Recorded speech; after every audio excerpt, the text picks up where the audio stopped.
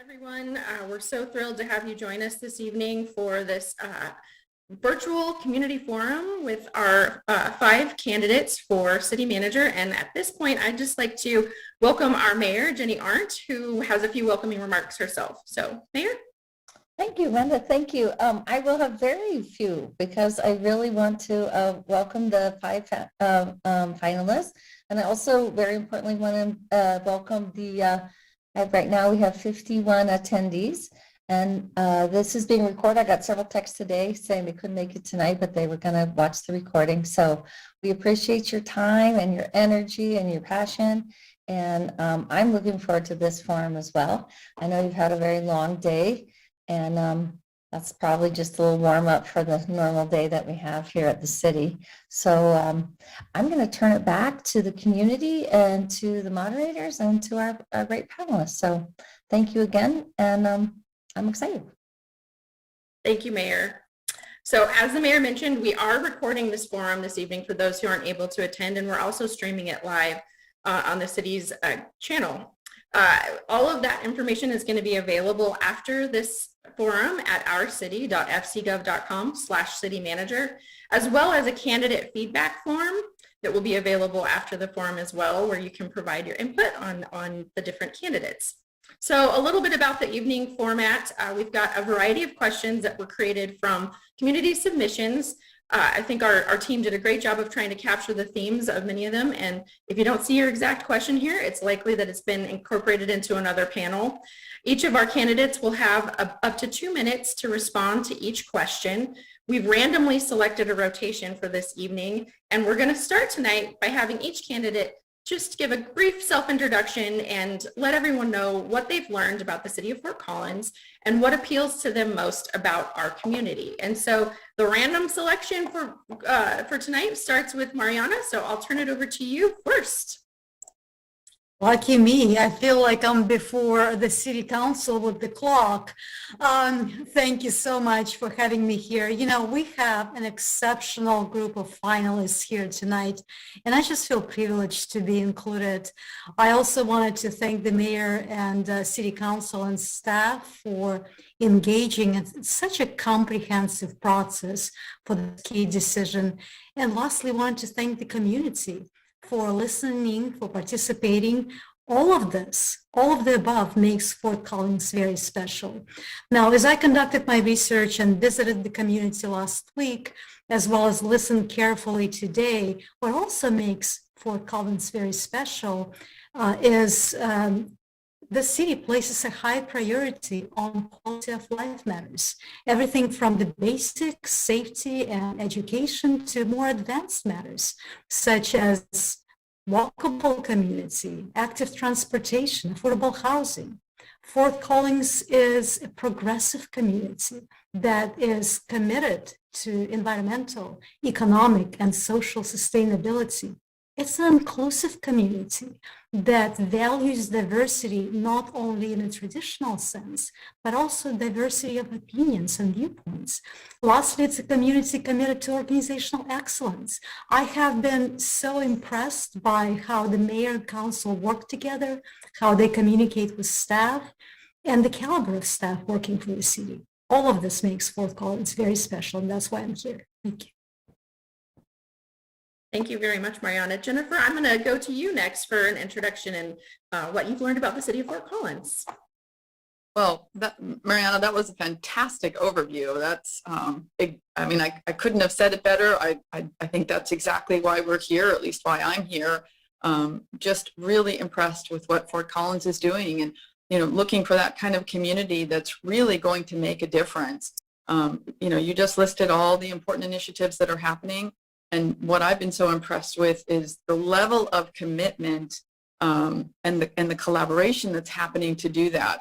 That's the really impressive part. And when you watch the council meetings and you see the community come, and they're coming with solutions. Not all of them, but many people are coming with solutions and ideas and want to be part of the process. And especially with the climate emergency and the things that are happening in the community, that's been a real joy to watch, and just the high caliber of discussion that's happening, not only from the community, from the council, between the council and the staff, and the council and the community, that has been really impressive. And so I too have really been attracted to those things and just feel like Fort Collins is steps above other communities, and just have really enjoyed what I've learned so far in doing my research and being part of this process.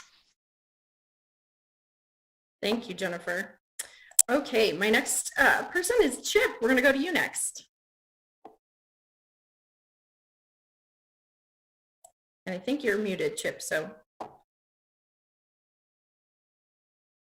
Sorry about that. Thank you very much, Amanda. And it's great to be here with the community and with such a fine panel. And I also appreciate all the help and cooperation of the staff at Fort Collins for making this all happen and being so inclusive with everybody in reviewing our applications. I really enjoy myself. I really enjoy public service. I've been doing public service for the last 16 years. It's very meaningful to me. I enjoy working with diverse communities. With a background as an architect and attorney, I often say that unfortunately my job is often 10% design, it's 90% process, but it's 100% political. And by political, I don't mean Democrats and Republicans. I mean working with all the individuals in the community and every constituency within the community. I also enjoy working on complex problems. I think I have a certain ability to see the whole field given my background and see how various issues intersect and how to make solutions out of those intersections. And Fort Collins offers a great opportunity to do that.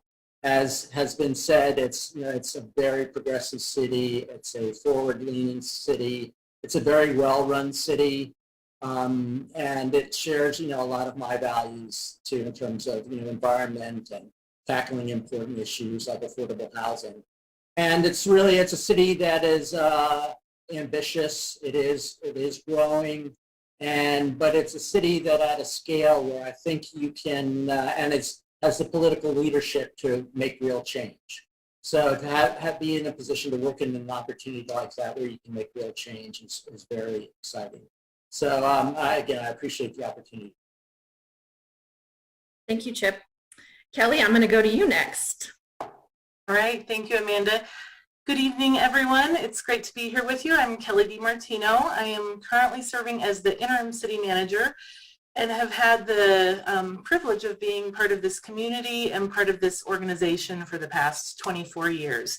I too am honored to be part of this group of candidates and just enjoying getting to meet all of you as well. So my learnings or observations about the community are really, again, through experience of being here. And I would echo much of what I've heard. I think our organization is a very mission-driven and values-driven organization. We focus on exceptional service, and I have many dedicated colleagues who day in and day out are focused on that mission of delivering exceptional service. It's a learning community. Strong, highly engaged, strong partners within the community. That's part of what I value so much about being here. It's also council and community members who set very ambitious goals and then put pragmatic plans in place for how to achieve them. And so that is part of, again, what I have appreciated about being in the community for all of these years. And also, I guess I'll just say for me, part of what I love about this community is it's home. I've raised my son here. I have deep connections here. And it's just, again, a privilege to be here tonight with all of you. Thank you, Kelly. And last but certainly not least, Tobin, would love to hear from you as well. Well, perhaps least. I just want to tell you this has been a great experience, very humbling for me to be with the other candidates who are very accomplished and love to hear their thoughts. Fort Collins has a great reputation, as many of the others have said. The collaborative approach, the role of the community, the professionalism of the staff, the willingness to take on very difficult issues like climate change and the affordability of healthcare and the affordability of housing, equity, diversity, inclusion, and then to leverage the broad set of our services at Fort Collins to accomplish those goals, and as well as all of your investments in the community. I believe in the actions you're taking to try to reduce greenhouse gases. I believe in the open space priorities that you all have. There's a very strong business climate and education climate in Fort Collins. There's a focus on innovation, different ways of meeting goals, strong financial management. The city has great credit rating, really efficient city. The inclusion of voices across the community, engagement, equity, diversity, inclusion, the other elements, all of the things that the other candidates have said, of course. And frankly, a really cool downtown and a closeness to the mountains. In Littleton, we probably, we're kind of jealous of Fort Collins' downtown and closeness. So it's just a great place, Fort Collins, and it would be an honor to be your city manager. Thank you. Thank you, Tobin. Before I go to our next question, I just got word that we might be having some technical difficulties with our interpretation. So I just want to let folks know if they're having trouble accessing the Spanish channel. We're working on that on the back end. And if for some reason we're not able to get that resolved, please know that we will have a translated version of this video when we repost, but we're trying to get that going. So just wanted to make that update really quickly. So for our next question, this one is really related directly to our community. So Fort Collins community members are highly engaged. So would love to hear from you all how you would describe the benefits and the challenges of this heavy engagement. And for this question, I'm going to start with you, Jennifer. Thank you so much. Yes, absolutely. A highly engaged community, which is such a benefit to the work that we do. We've certainly learned over the years, over the decades, that the sooner and the more inclusively we connect with our community as we move through projects and decisions and things that are impacting the community, the better our programs and outcomes are. And so that's really one of the benefits is, you know, really getting in there and talking to the community. We're sharing accurate information. It gives the community a sense of ownership of what's happening. It really builds trust and respect between the city and the community, so they understand what's happening and they can trust the work that we're doing. And it really involves and motivates the community to be a part of it.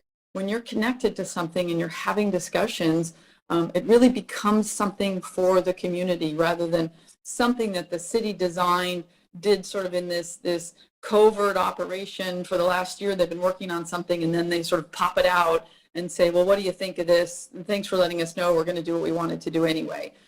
So it's really getting in early, having early conversations, being open to those conversations, being open to what the community, their ideas, their ability to look at things differently and really have an authentic impact on the process.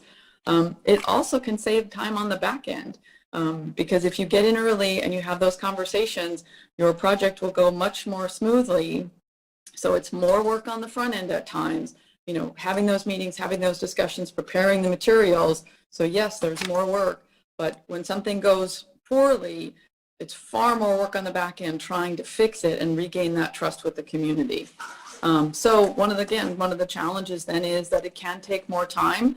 It can raise expectations sometimes beyond what we can deliver. The community has great ideas and there'll be conversations and, you know, we'll say, gosh, that's, you know, unfortunately that's not as far as we can take it, but certainly something we can strive for in the future. And sometimes we're disappointed when there's low participation or the same participants and we're not really getting a more broad, inclusive feedback. And that's on us and we have to do a better job. So those are my thoughts on that. Thank you, Jennifer. Appreciate it. Chip, I'm going to ask the same question of you. You know, highly engaged community. What are the benefits and also the challenges that come with that? Okay, well, first of all, engaging the community is essential to all the work we do. It's been fundamental to all the work I've done through many years.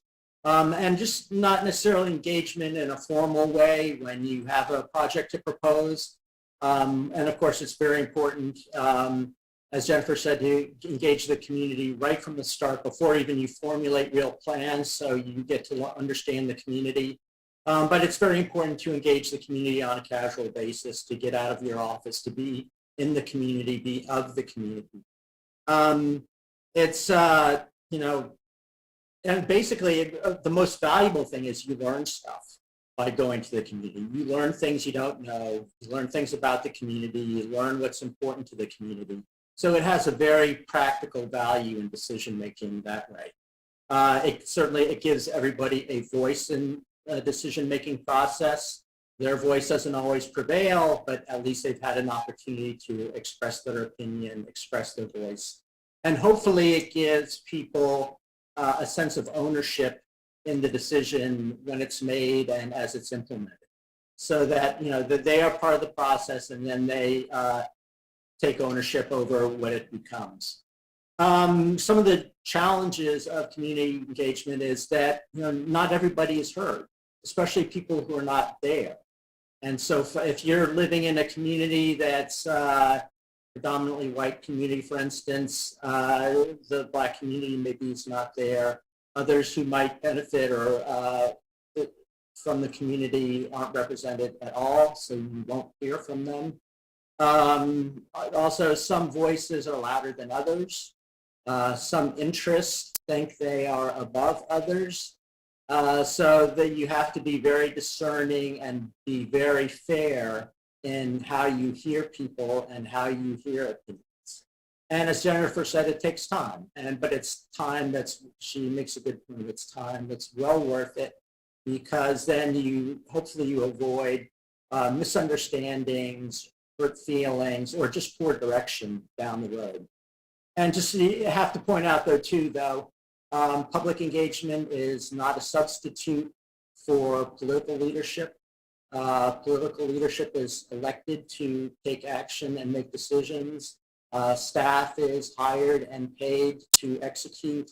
So it involves a process of gathering opinion, but then moving to implementation, and that's the city's responsibility. Thank you, Chip. Appreciate that. All right, Kelly, same question to you. Yes, thank you, Amanda. So I spent the first 14 years of my career in the city in the Communications and Public Involvement Office. So this is a topic that's near and dear to my heart when it comes to community engagement. And I would say, for sure, the benefits are large, and mostly it's that you end up with better outcomes. So there's ownership that the community has. We're making sure that our policies and services really truly reflect the needs and desires of the community. So all day long, I'm going to say the benefits outweigh the challenges. There are a lot of challenges, though, to doing public engagement really well. Many of them have been referenced here already tonight. It definitely takes more time. And I know as City Council right now, we're having conversation about the trade-offs of trying to move quickly on some really important goals and also have authentic, genuine community engagement. And so being very upfront about the trade-off of time and breadth of engagement. Also, again, we have many voices in our community that we haven't necessarily always done a good job of engaging and hearing from. And so working to build better connections with some of those, whether it's historically underrepresented voices, whether it's moms who are busy getting their kids to soccer practice and they just don't have time. I think one of the challenges is that people have more capacity. Some have more capacity than others. And so we really need to find ways to make sure that we're listening to all and getting that full representation. The only other challenge, and I think also benefit when done well, is being really clear about the purpose of your engagement. And I think we have worked over the years to get better at when is engagement really being done in just an informing way. When are we consulting with our community and when are we full on collaborating with them, and making sure that everybody is on the same page up front about the purpose of engagement really leads to a more successful effort. So again, all day long, I can champion the benefits of engagement, and I'm grateful for our engaged community. Thank you, Kelly. Tobin, I'll turn to you next for the same question. Yes, I think the other candidates have mentioned these. I think benefits of engagement are we will be more successful in our strategies. We will be targeting the right problem, and we'll be getting buy-off. Ultimately, we are creating a platform for instituting change and a sense of urgency around that. I think one of the challenges have been identified by Kelly and Jennifer and Chip, and that is some of these may take longer. There's a lot of work up front to engage. There's also to make sure that we're applying an equity lens, making sure we are engaging everyone in this, and that will take time and that will take effort. But I agree with what was said, which is ultimately, if you set it up right in the beginning, you are really making it much easier for implementation, and you won't have to go back and reestablish that engagement. So benefits are definitely more successful, but perhaps some of the challenges, it will take more time up front. Thanks. Thank you, Tobin. All right, Mariana, same question to you. Thank you, Amanda. Of course, the challenge of going last, as my distinguished colleagues have said it all. So I'm just going to say, perhaps repeat some of the things in my own words. Engagement is crucial. It is essential. We cannot recommend policies or implement decisions without knowing what the community wants. So it is essential for us to hear from the community. However, on the flip side, as some of my colleagues have pointed out, sometimes what happens, and I've seen it again and again, is a small group of residents or business owners becomes very vocal, and they may only represent 1% of the population or 2% or 5%, but they're so vocal that it appears that they speak for everyone. So how do we overcome this? Through all of the measures that were listed previously, and that is reaching out to others and giving them opportunities to engage in a way that is convenient for them, going to them, going to community groups, going to community meetings, going to grocery stores, going to churches, providing opportunities for our community to get engaged digitally through social media, online, by sending emails, through schools and their children. So it's very important that we have balanced engagement, but also that we have a dialogue, that it's not a conversation that goes one way from the city to the community or vice versa, that it's a meaningful dialogue. Thank you, Amanda. Thank you all. Appreciate those responses. So for the next question, this is really related to partnerships. So I'd love to hear a little bit more about what you've done to build relationships with partners in the community that you serve. And if you can provide a specific example with maybe a nonprofit or a local business, school, chamber of commerce, or another type of organization, how have you cultivated partnerships? And Chip, I'm going to start with you for this question. Okay, great. Thank you, Amanda. I'll use the example of Bayou Greenways 2020, which is a major park program that I managed in Houston. It's linear parks along 150 miles of Houston's waterways. It's a major public-private partnership. It's funded with $100 million of city bond money, matched by $120 million of funds raised by the Houston Parks Board. A lot of that through philanthropy, but from grants from other sources, and involved numerous partners. We worked very closely with the Harris County Flood Control District because they controlled much of the waterways in Houston. And creating linear parks was not necessarily the Flood Control District's top priority. So we had to work very closely with flood control to understand their criteria and to work within their criteria. And they were very helpful. But what you had to work within their criteria and to make it work. And it was the same working with railroads, who are especially not necessarily interested in having the public under their tracks, which is totally understandable because, you know, the trains can be very dangerous. So they were also willing to help us, but again, working within their criteria. TxDOT was a major funder with federal transportation money, and then working within rigorous criteria that they had, that we had to follow. So working with these various organizations, it's important to understand how they operate, to work within their criteria, and you can have great results. And that continued on a further initiative called Beyond the Bayous, which extended Greater Houston's public realm further and working with tax incremental zones and other agencies to implement projects using additional sources of funds. So there's partners across the board, and with limited resources, it's really important to work with everybody very closely. Thank you, Chip. Kelly, how about you? Can you share some examples of partnerships and how you have been successful in building them? Yes, thanks, Amanda.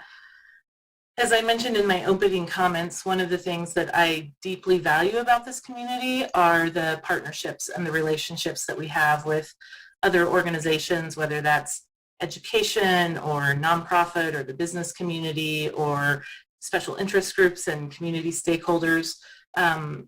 Again, just a deep connection that exists within the community. And part of the way I've built those partnerships and maintain them is through regular communication. So that is whether that's meetings, again, on a routine basis, just calling and doing quick check-ins as issues arise, being able to have those connections is something that is very helpful. As I was thinking about this, as Chip was talking, there are all kinds of examples I could use, but I'm going to use a recent one that comes to mind for me, and it occurred during COVID. And that was as everything was shutting down, the schools were shutting down, there was a real concern in the community about what would happen to some of our children who were going to have particularly big challenges by not being in a classroom and would fall behind and have that learning loss. And so in this instance, the city actually came alongside as a support partner. We weren't leading the initiative, but we were called on to support our friends at Cooter School District and the Early Childhood Learning Center, other nonprofit partners, to say, how can we do learning hubs in the organization to keep kids learning even when the school system is closed? So by using some of our city facilities, recreation facilities, Fort Collins Museum of Discovery coming and partnering, we were able to be part of a community-wide solution to help minimize that learning loss. And so I just think that's an important system view, that the city is one partner and we can play different roles depending on the situation. Thank you, Kelly. Tobin, would love to hear from you. Same question about how do you build relationships and partnerships, and maybe an example. Yeah, I think similar to Kelly's comments, for me, partnerships are something you have to engage and seek out individuals.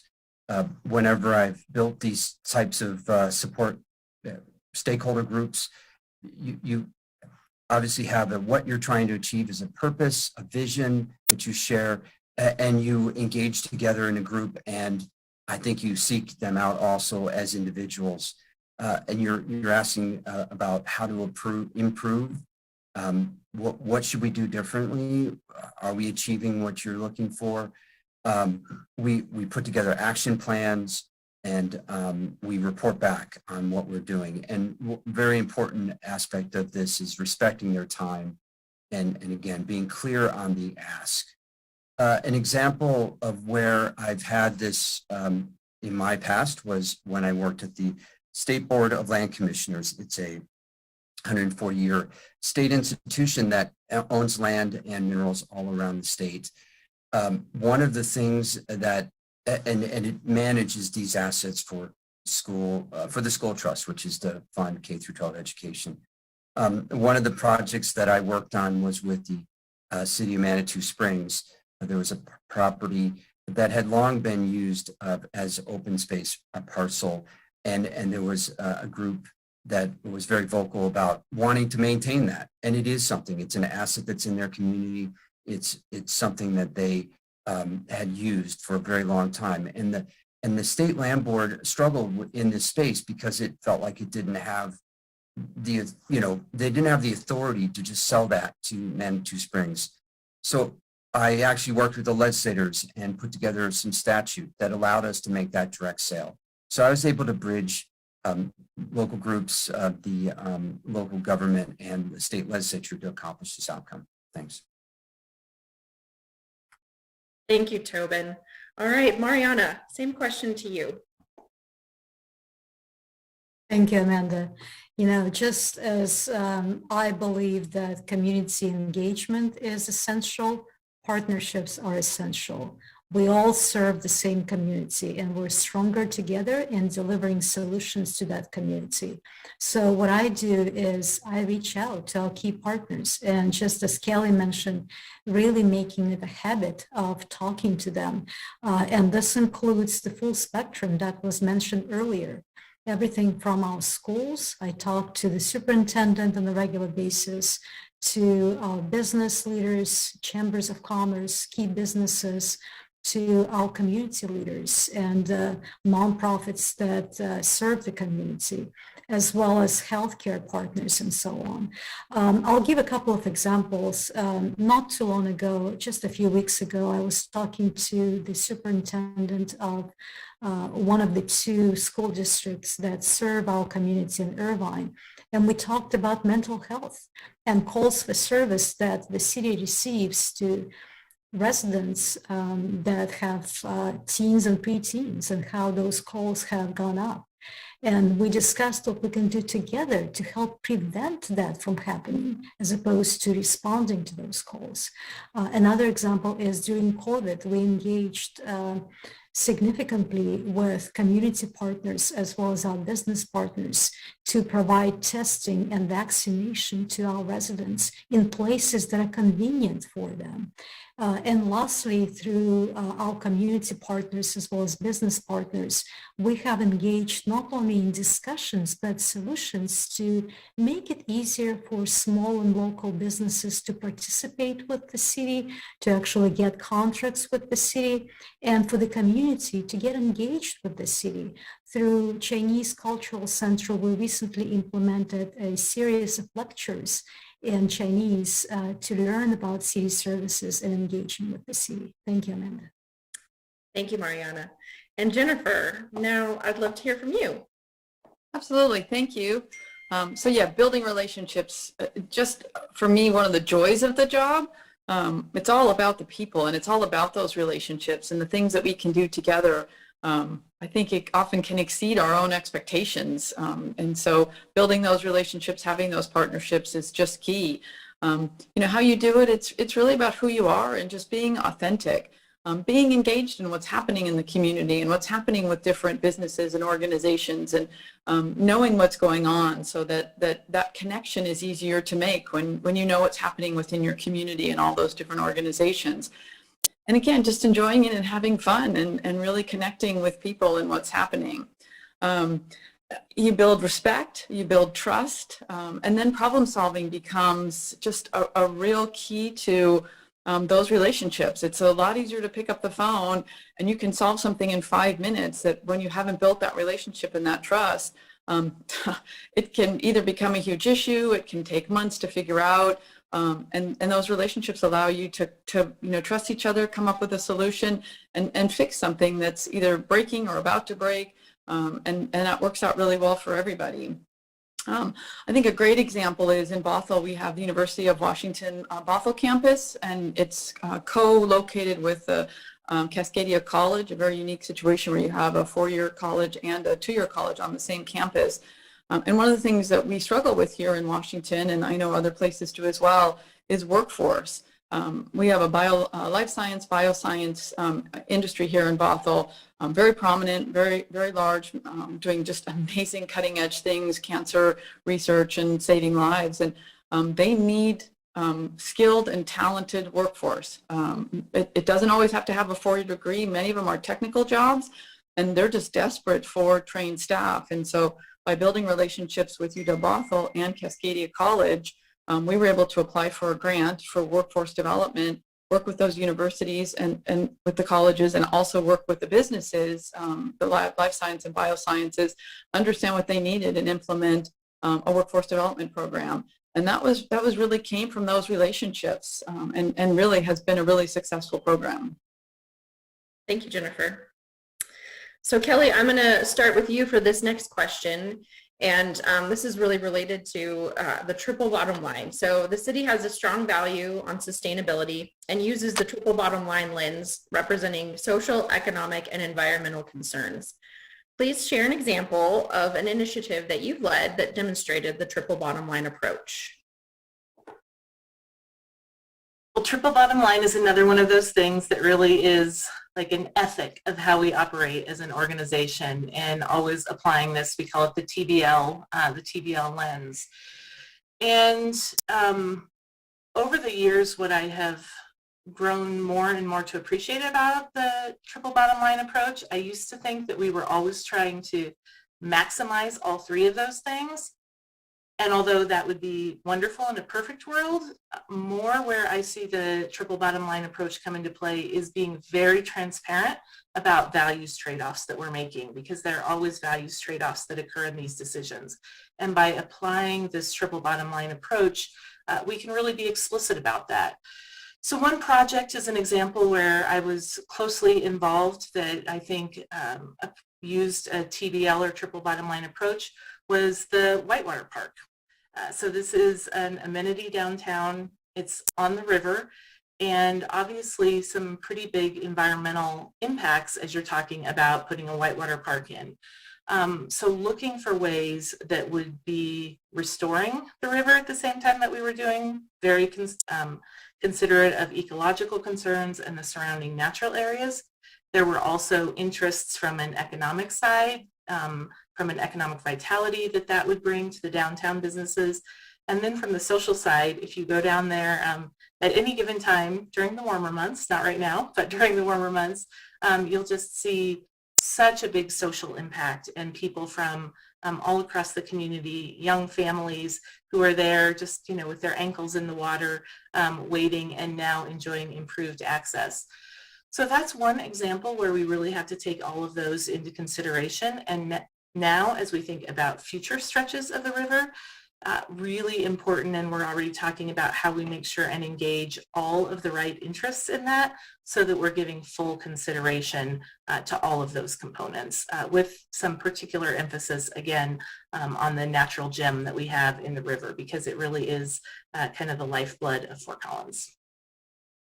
Thank you, Kelly. So Tobin, I'm going to go to you next. Examples of the triple bottom line in some of your previous work. Yeah, been thinking a lot about this this triple bottom line. In the career that I've had in state government, I haven't had a lot of ability to meet this the social, economic, and environmental concerns on projects. It's often been focused on one or the other. I've been able to do projects that have met economic or environmental concerns. At the State Board of Land Commissioners, we were very focused on the economic support for schools and the long-term environmental stewardship of our assets. At DPA, Department of Personnel Administration, where I am right now, we are committed to an equity, diversity, and inclusion program, thinking about our impact in the communities and our engagements and our employees. So, I think similar to what was said before, I mean, I am always looking at trying to meet as many goals with my projects as I can. And I believe I have a triple bottom line lens, and I believe we can create those programs and projects accordingly. Thanks. Thank you, Tobin. All right, Mariana, I will go to you next with this question about the triple bottom line and examples. Thank you, Amanda. I think the example that I will use is the post-COVID recovery plan that we created in Irvine just a few months ago, which, by the way, followed significant public engagement. That plan, I think, really well balanced the three cornerstones of the triple bottom line: the social, environmental, and economic. We tried to address the social needs of our community, everything from food insecurity to not even housing affordability, but housing availability, as well as availability of childcare and mental health services. we also were able to address the economic interests of our community and more specifically small businesses, and we're able to help them survive and in some cases thrive, as well as environmental concerns, everything from air quality in community centers as well as private homes to planting additional trees to investing in active transportation. So that's the example that I would use. Thank you, Amanda. Thank you, Mariana. And Jennifer, I'll turn to you now for examples of triple bottom line approach. Thank you. It's interesting as I was thinking about this and sort of looking at my career, I hadn't realized how much I had used the triple bottom line and hadn't really used that word, that label for it. But as I look back, it's amazing how much it is a part of who I am and how I lead. So that was really validating to recognize that maybe there weren't early on in my career conscious efforts to do it, but it's something that came very naturally to me. I have an example from Bothell. So when I got to Bothell, we were doing a major redevelopment in the downtown, and part of what the city had done was become a master developer and purchased a lot of parcels in the downtown. And the vast majority or all of those parcels were under contract for purchase from private developers. And there was one parcel in particular that was next to the park, next to the river, very sensitive protected areas, green space there, and a private developer had intended to build market rate apartments on that parcel right in the downtown. That fell out of contract. And at the time that happened, the city was really financially challenged. We had a lot of unexpected issues, things that hadn't been disclosed to the council or the community about the city's financial state. However, after sort of assessing where we were from an affordable housing standpoint and a community standpoint and an open space standpoint, I made the recommendation to council to hold off reselling that parcel because I really felt that there were better opportunities than just market rate apartments for that parcel. And so what we did was we took some time and we worked with a nonprofit, and we finally went under contract. Took a couple of years, we got under contract, got some funding, and sold that to a nonprofit affordable housing developer. And it's going to be a housing development for very low income seniors. And we're able to better connect that project with the open space, with the park, and with the river, and make it much more of a public, open, accessible project. We got a lot less money for it, sold it at a much more reduced price, but it's a much better social project and a much better connection with the environment. Thank you, Jennifer. All right, Chip, rounding us out with this question on the triple bottom line. Yeah, thanks, Amanda. I too didn't realize that there was a term for what I've been doing for much of my career. And the example I'd give again is working in Houston on Bayou Greenways 2020. And one of the basic tenets of Bayou Greenways 2020 is equitable distribution of parking. And, the vast Bayou network in Houston doesn't know one neighborhood from another, but it was very, very important to provide the same quality of linear park space to every community. And so we hired the best landscape architects we could to provide that quality of landscape to each one of the communities. And it also involved, not only linear parks, but acquisition of additional open space. So a big part of our funding was for acquiring additional open space. And we used a lot of that money to supplement the existing greenways, but also to preserve a lot of natural resources along undeveloped bayous where industrial development was encroaching, and there was a chance to save some of the unfragmented forest in Houston. And throughout it all, we were very disciplined in our finances. We would do initial cost estimates at programming before we even started design, at each phase of design, as we approach construction. And most of our projects ended up coming in under budget. And we were able to build an internal reserve to cover those situations, the few situations where we did have problems and we had to cover some additional cost overruns. So fiscal discipline in any kind of project like that is really important. Otherwise, you won't be able to complete the program. And that work kind of continued in beyond the bayous where we worked, where protection of natural resources post-Hurricane Harvey became especially important. and learning to live with water and make room for the river became much better understood in Houston going forward. Thank you, Chip. Okay, Tobin, I'm going to start with you for this next question. This one is, how do you approach the challenge of bringing people together with different perspectives, values, or special interests to make decisions in the community's best interest? And can you give us a specific example? Yeah, I believe that a diverse set of interests and inputs is really what's going to lead to your best outcome. We talked about that in one of our other questions. So the way I approach this is I develop a forum or a way of providing people so they can be heard. I reach out directly to individuals, manage that process so that everyone can be heard, and then make sure you have a process for modifications. I do a lot of this in my facilitation work across the state, focus on bringing people together and coming up with solutions.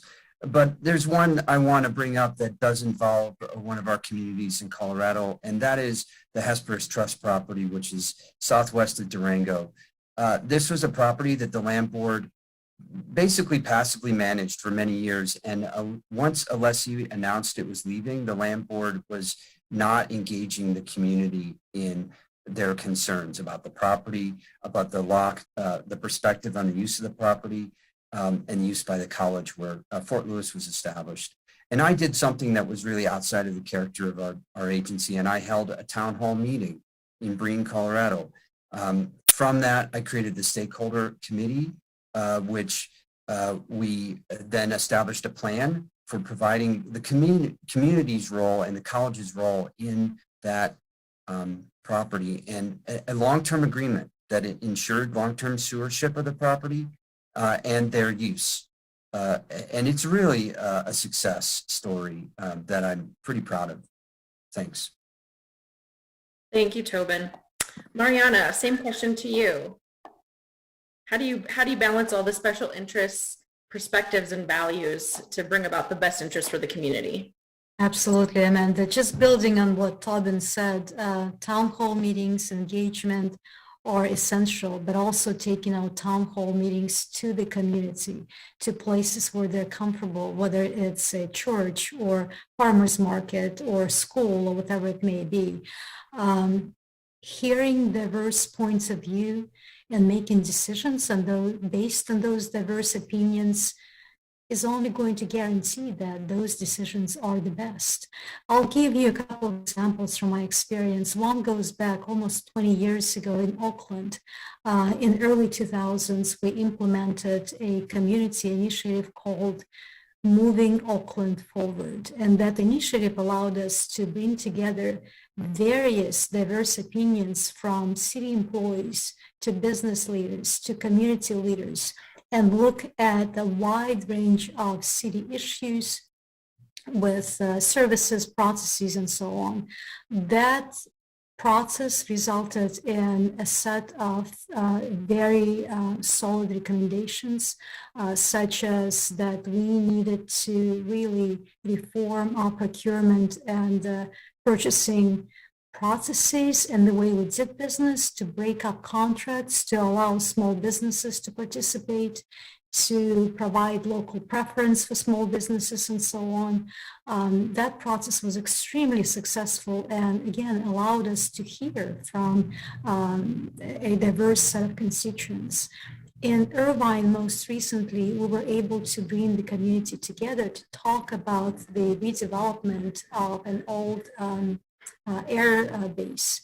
And we were able, and we wanted, and we needed to reach out to the community that is relatively new to that area versus the community that has been engaged on those development issues. And the way we did that is, in addition to going out to the community and meeting with them, providing meaningful engagement opportunities for our community online, as well as through email and social media. Thank you. Thank you, Mariana. Jennifer, I'll turn to you next with this question. Great, thank you so much.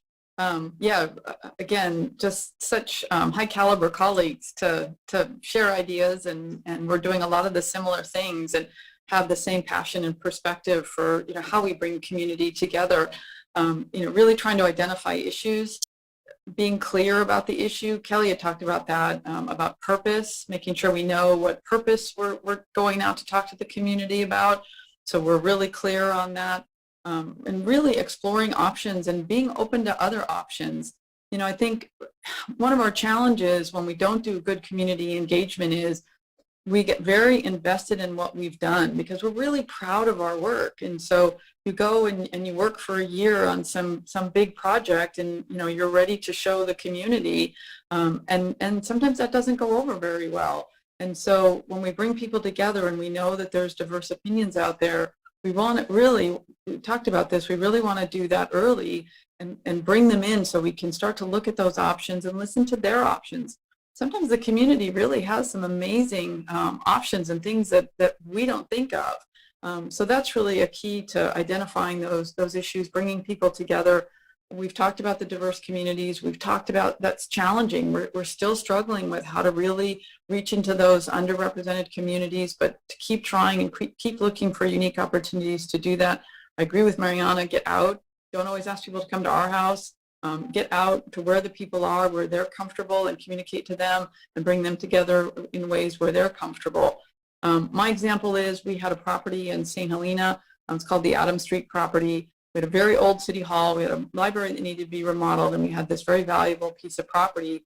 And there were a lot of diverse opinions on what should happen with that property. Affordable housing, a hotel, mixed use, a lot of different things, and bringing everyone together with multiple discussions, multiple meetings, multiple workshops. And ultimately the community rejected all the proposals and wants to try to continue to keep that parcel open for open space and preserve it for its natural history.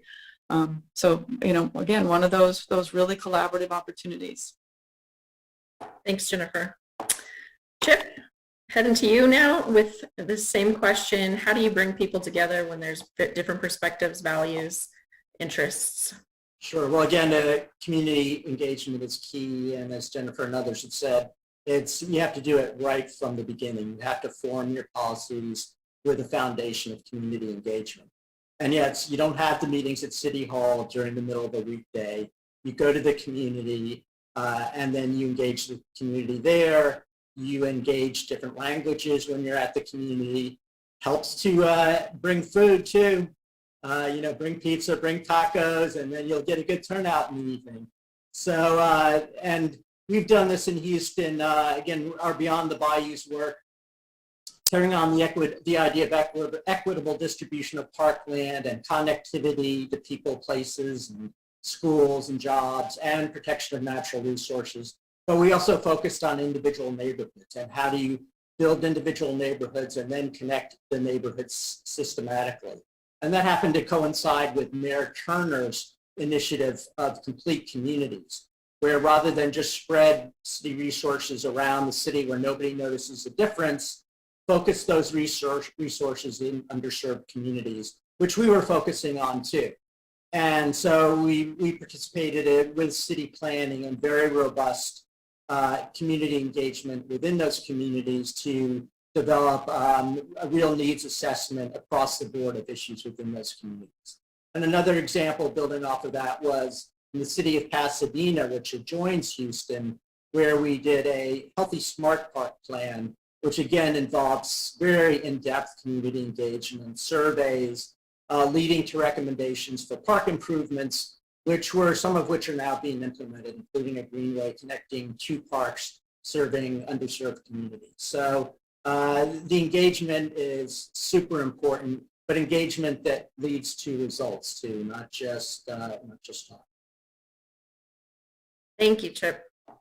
All right, Kelly, I think we're back to you for this same question and how you balance all these competing interests, differing perspectives and values. Well, I will not repeat all of the wonderful things that have been shared by my fellow panelists here, because we do have a lot of similarities, I think, in our value and how we approach engagement. So I will just say having a very robust engagement process and mechanisms that make it easy for people to engage are part of it. An example that I would use that I think shows how we're evolving our public engagement processes where people have differing opinions is actually our recovery plan. So this is an example where, again, so much need in the community. People, whether it's business, has a very unique point of view. Some of our residents or social organizations have a very unique point of view and differing opinions about what's most important for us to focus on as our community recovers. And we had a very extensive community engagement. Our staff teams then drafted, here's what we think we heard from you all. And then we went back and we asked them, did we get it right? And so it was an iterative process. I also want to acknowledge the really important role in these situations that our elected body plays and our council members, because we also had multiple work sessions with them to test, again, are you hearing something different from the community, from your constituents? And let's make sure that we're aligning that and all bringing it together. And I think at the end of the day, again, we've ended up with a really good recovery plan. In part, though, it's because we did such extensive engagement with everyone who was impacted, and we also then went back and tested and made adjustments as we found areas that maybe weren't quite on track with what people were intending. Thank you, Kelly. Okay, so I think we're back to our starting point here, Mariana, with this next question for you. The city's housing strategic plan articulates the goals, objectives, and strategies for the entire housing spectrum to achieve the plan's draft vision that everyone has healthy, stable housing they can afford. Tell us about your experience navigating affordable housing challenges while also addressing land use concerns. Thank you, Amanda. You know, in the last few minutes, we all have talked so much about engagement and partnerships. And I think housing development, affordable housing development is where both are critical and they go hand in hand. Kelly, also using your example of recovery plan and the process that you underwent.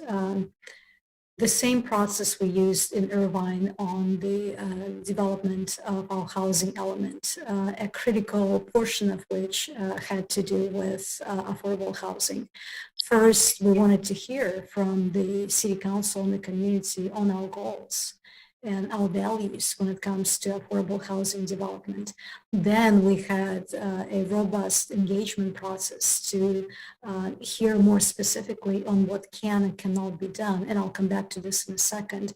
And then we turned to the community and our city council with what we heard to make sure that we heard correctly. Now, with regards to the engagement, we engaged all the major stakeholders, from developers to our business community, to our community groups, to residents specifically, but also schools. There are going to be significant impacts from any new development, especially housing development, on our schools. So we wanted to hear from them what it means for them in terms of opening additional schools, building additional schools.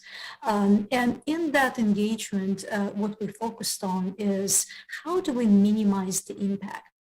How do we not create concentrated affordable housing? How do we spread it throughout the community?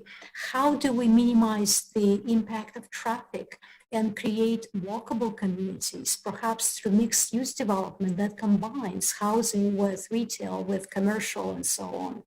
How do we mitigate traffic with other measures so that affordable housing could be a blessing to the community? And last but not least, what financial mechanisms do we have in place to incentivize housing development? Thank you, Amanda. Thank you, Mariana. Jennifer, I'm going to go to you next with this question. How have you experienced navigating affordable housing challenges along with land use concerns? I'm so happy that you have this question tonight as part of this discussion. Affordable housing is a true passion of mine, and I think we're starting to make strides, but there certainly are challenges, and I've been working on affordable housing for many years now. My first exposure was in Santa Monica, and they're one of the leaders of affordable housing. We had redevelopment money at the time, as well as we committed resources from the Santa Monica Plaza, which is a very large shopping center in downtown Santa Monica. A portion of those revenues were contributed to the Affordable Housing Trust Fund to build affordable housing. And the units that they built were just phenomenal. And every affordable housing complex had supportive services included in the housing complex, which is really the formula for success. I know that HUD has pushed housing first. Without the supportive services, some of these affordable housing complexes, and especially for those who are without homes, really need to have the connected services. So from there, Santa Rosa, we worked very closely with Burbank Housing. We worked with Catholic Charities, trying to find additional locations for affordable housing. It's not easy, especially in California and Washington, where land is so expensive. It takes really creative solutions. In St. Helena, even harder, such an expensive community. And we actually did some really unique projects. We had one sweat equity project. We partnered with a nonprofit and the federal government. This is just a phenomenal project. And also with another nonprofit, Calistoga Affordable Housing, to build an small affordable housing complex in St. Helena. Just really great projects to keep moving in our direction to add those units. In Bothell, the entire downtown sub-area plan was built without a single affordable housing unit with the prior city council. And it's one of the changes that the community made in changing over the dynamics and the makeup of their council. And so we included those in our next sub-area plan that we created. And I also served for 4 years on a board for a regional affordable housing coalition for the East Side that it's a model for the nation to do regional affordable housing. That was just a really impressive way to deliver on affordable housing units in our area. And so I think there's lots of experience there, a lot I can bring to this. Very challenging, but I think we can make great strides. Thank you, Jennifer. Chip, I'll go to you next. Same question. Tell us about your experience navigating affordable housing challenges while also addressing land use. Sure. Well, this is not really a 2-minute question. And I think we need to really recognize right from the start that the issues of affordable housing are really directly related to systematic racial discrimination throughout this country over the years. And I'd recommend to you all the book, The Color of Law by UC California, Berkeley professor, which really documents on all levels that level of systematic racism that resulted in affordable housing issues and now affect everybody too, by the way. I'll also recommend to you an HBO film called Show Me a Hero about housing desegregation issues in Yonkers, New York, a vicious federal lawsuit compelling affordable housing in Yonkers that really ended up tragically for the mayor who tried to implement those processes. And when it was finally built, everybody, said, what's the problem? But the mayor ended up committing suicide as a result of the process. So it's very difficult. When I did housing in the Hudson Valley too, we were met with serious resistance. And it was all about the environment. It was all about community character, but that's not what it was really about. It was really about those people who somehow were going to come into their community. And so, it came to the point where I'd just gotten approval for most of my projects. The economy turned. I developed a conservation liquidation strategy. I told conservation groups, look, if this means that much to you, you can buy our properties or else we will compel an affordable housing solution. Now, I think things have come much further these days, and Jennifer, you've given some great examples. Communities are facing up to these issues much more. When I was working in private practice in that town in the Hudson Valley, in the community master planning process, I tried to explain that affordable housing is a toxic word. But if you talk about workforce housing, you talk about how are your children going to be able to afford to live in the city and pay a mortgage? And it starts, to resonate a little bit more. We have had some opportunities in Houston to link affordable housing with the broader issues of resiliency, like getting people out of harm's way, but then creating opportunities housing within that community for those people. But it's very, very thorny issue. It's very difficult. It requires serious political leadership and careful engagement. Thank you, Chip. That was very good within 2 minutes. Recognizing this is a big question. And we'll take that time. And I definitely feel your pain because I'm a chatty person. So I commend all of you for being so concise with your answers tonight. We're not giving you a whole lot of time. Kelly, I'm going to turn to you now for your experiences with affordable housing and, while looking at land use concerns. Well, every day I'm part of challenging conversations about some challenging trade-off or another, and certainly in the space of affordable housing, that comes into play very much. One thing that I am realizing is there are no silver bullets. There's no simple answers to this. A few months ago, I had the opportunity to go to Colorado Municipal League was doing a session specifically on this topic. And there were presenters from other communities around the state talking about how they're also trying to navigate this challenge. Megan Overton, who's our housing manager in Fort Collins, was one of the presenters talking about some of the strategies that we're working on through our housing strategic plan. And this is an area where the city certainly has a role to play, but it's not something that we're going to do on our own. Business has a role, Housing Catalyst, our nonprofit partners. So really leveraging those partnerships and again, looking at what are the small but important actions that we can continue to take to make a dent in this. The other thing that struck me as I've been listening is it's not only what we would maybe consider traditional affordable housing, but it's also part of our strategy to have more housing choice in the community. And so one of the, again, places where engagement really comes into play are in those trade-offs between density. How do we do that in a way that we know we need to accomplish, again, more housing choice? That's going to mean adding density. And yet we also really want to preserve the character of our neighborhoods. And people who, are very concerned about those issues. And so again, authentic engagement, recognizing that we're going to have to work with all of our partners to leverage the resources that are available, and then a strategic approach, thoughtful approach following the plan that's laid out. Thank you, Kelly. All right, Tobin, you are next with this question. The 2-minute question of how do we solve housing affordability while addressing land use concerns?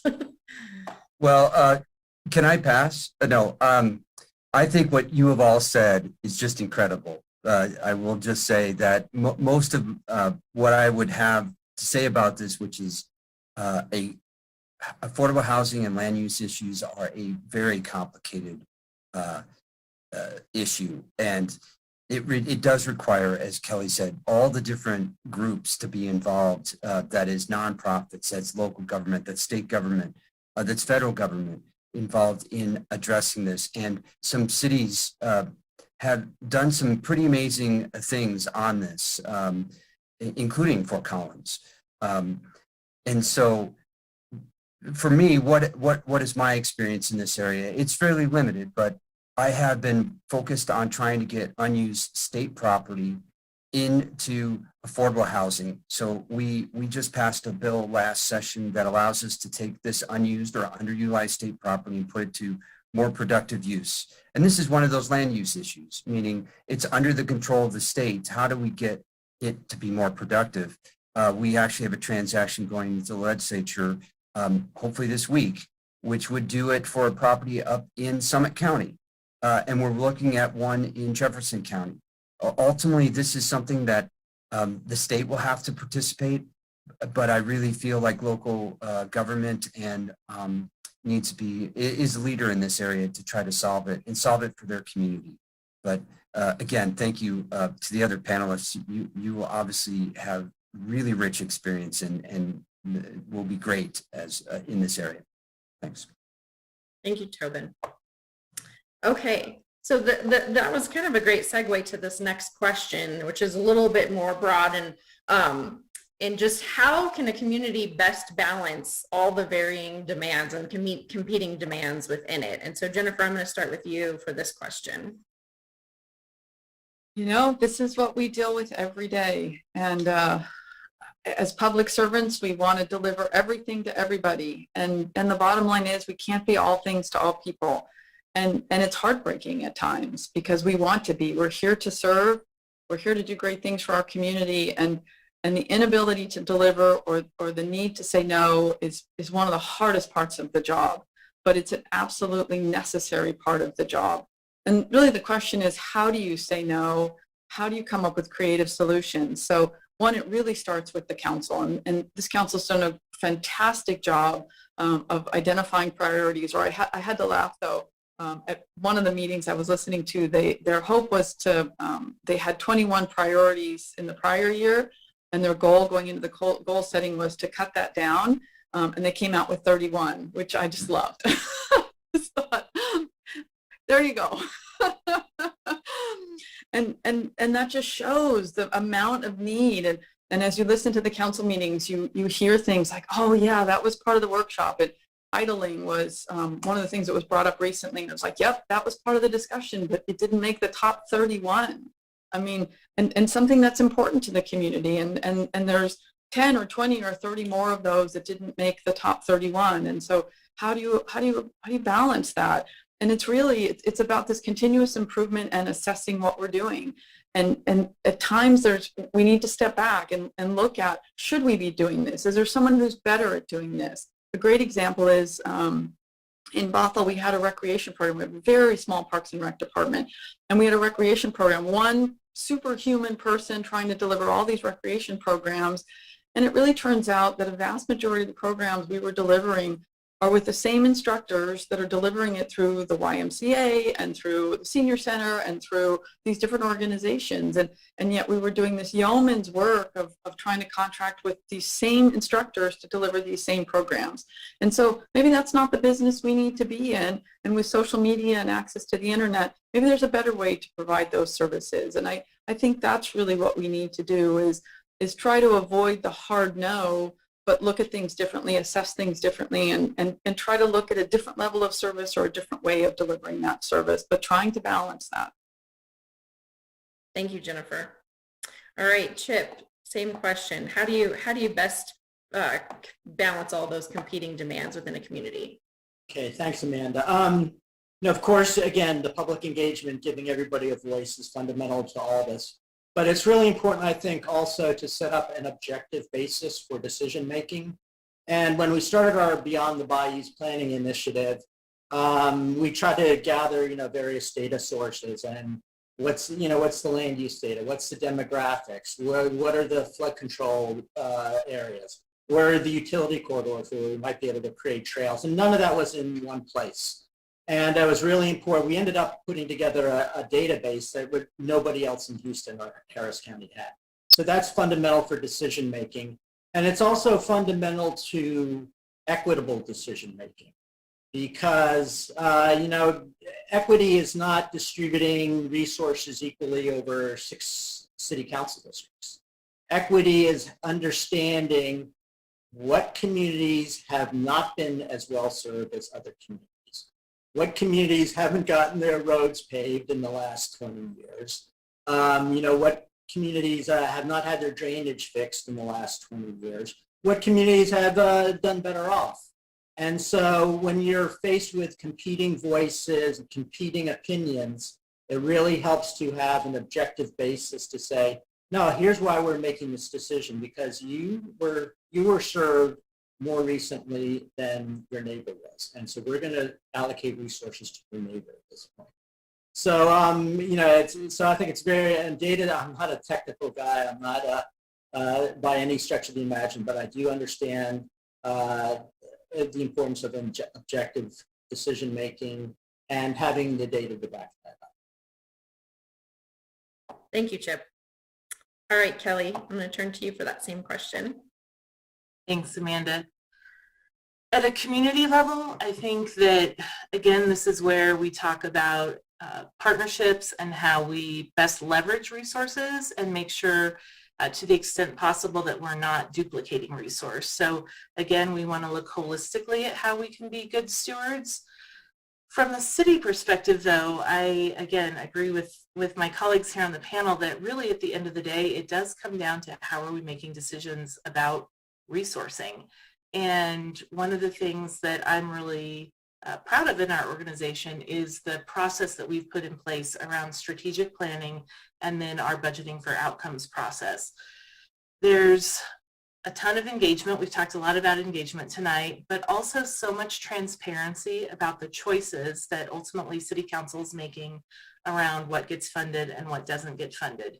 And over the years, we've had great examples of how we have adjusted those service levels, again, based on community input and based on those council priorities. One example that comes to mind for me is around transit and offering Sunday transit service. And that was a very conscious choice that there were going to be trade-offs in other places in order to be able to fund that as a critical community service.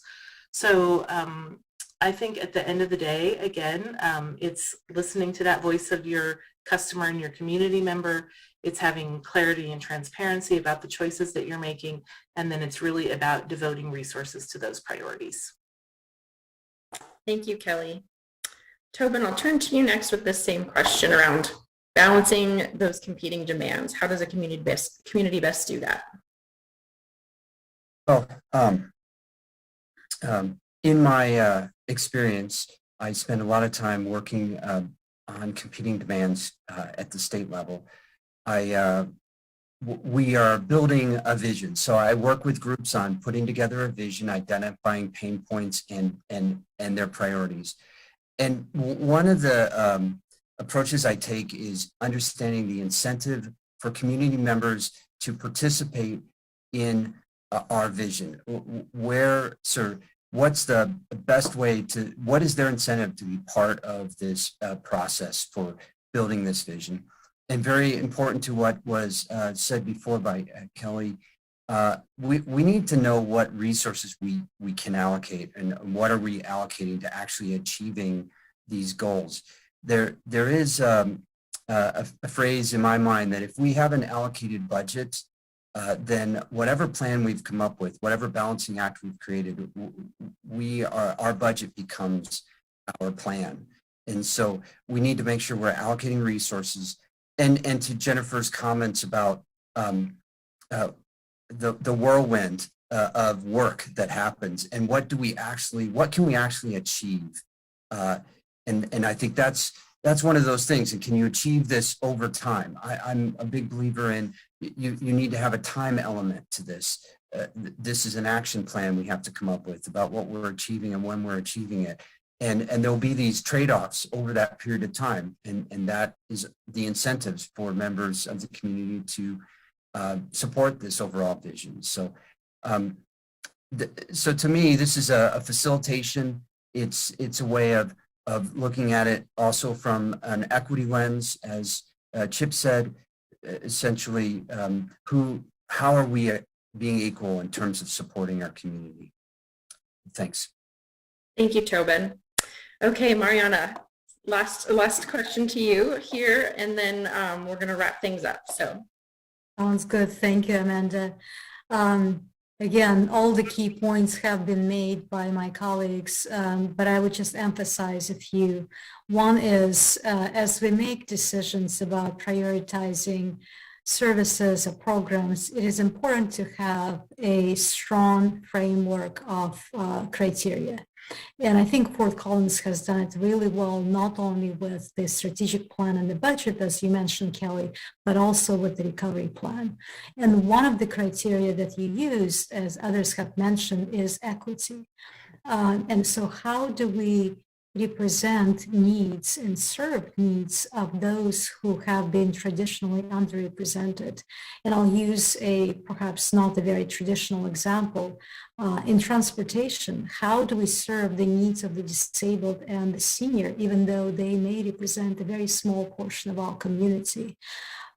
So having that framework and evaluating based on those criteria that include equity is important. And then to Jennifer's point, yes, a lot of times we would have to have the courage to say no, but perhaps that no would be followed by saying not now, Or most importantly, and I think Kelly, you touched on this, not by us. How do we engage partners in providing the same services that the community needs, but not directly provided by the city? I'll use childcare as an example. I've been in many cities where cities don't touch childcare. Oakland provided childcare directly to residents. In Irvine, we have a hybrid system where we facilitate the provision of affordable and accessible childcare and occasionally provide stipends as well. Thank you, Amanda. Thank you all. So we're almost at time here, and so I'd like to give you all one final opportunity to share a couple thoughts, and we'll probably aim for 60 seconds for this one since we're winding down to the close of our time together today. So would love to hear from each of you, as you reflect upon your experiences so far, what's one thing you've learned about the community, and then any other final comments that you might have, and again, we're gonna try to keep it to about a minute for the final remarks. So for this purpose, I'll go to you first, Chip. We'll start with you. Okay. Well, thank you, Amanda, very much for hosting us tonight. Thank you to all the fellow candidates who've done such a great job. Thank you to the city of Fort Collins for everything they've done to put all this together. And thank you especially to the community of Fort Collins for participating tonight. The one thing I've learned about Fort Collins is that it's a very engaged, very thoughtful community, very polite community too. And it's, I think it would be a pleasure to help guide Fort Collins into the future. And I'd very much appreciate that opportunity. But however it works out, I wish Fort Collins the very best. Thank you, Chip. Appreciate it. All right, Kelly. I too echo my thanks to everyone who's joining us here this evening, to the community members and fellow candidates. The thing that I would share as I reflect upon my experience in the community is how much people care. As Chip said, they may not always agree, but they nearly always are coming from a place of constructive, wanting this community to be better. And as I think about the State of the City address, the mayor at the end of this year's State of the City address used 3 words to describe our city: resilient, caring, and evolving. And I can't think of a better way to describe what my experience has been over the past many years, but also where we are at this point in time. So thanks again. Thank you, Kelly. All right, Tobin. Well, thank you to my fellow candidates and to the citizens and residents and all the people who have attended and listened to us tonight and participate in this process. It's been a very humbling, but really a confirming experience for me about the character and uniqueness of the city of Fort Collins. And I just want to wish you all the best. And I'm sure that whoever the city manager ends up being, that they will have just a great opportunity to carry this city forward. Thank you. Thank you, Tobin. Mariana, I'll turn to you next. Thank you, Amanda. Again, we use the term community engagement so many times during the last 60 minutes or so, and Fort Collins community is engaged. And the reason they're engaged, as others have pointed out, is because they care deeply. They care about one another, and they also care about the future of this community. And the reason they're engaged here tonight with us is because they care. And so I feel so honored to be here tonight. I feel so honored to participate in this process. This has been an amazing day. I've learned so much more about Fort Collins. And it's just been amazing to engage with regular residents and business owners. So thank you again for having us here. Thank you. And Jennifer. Oh, I get to wrap it up and just reiterate a thank you very much. What a fantastic day that everyone took their time. We had 340 employees join us this morning. How nice is that? And I know others will watch and follow up. And I really do hope that people will submit those forms, because you're being asked to have an opinion in this process, which is very special. And I know that the City Council will really consider those and have that be part of this process. So I think that's super that you have a voice in this, and and can be part of this really important decision that's going to be made. Super fun day. It totally energized me for when we all get to be together and see each other and spend a couple days together and be in beautiful Fort Collins, and that can't get here soon enough. And so thanks everyone for all the hard work. Super smooth day, and just really, really enjoyed myself. And I just keep learning more about Fort Collins and keep falling more in love. So thank you so much. Thank you. So yes, again, big thanks, Tobin, Chip, Kelly, Jennifer, and Mariana for joining us and for your interest in our city and our community.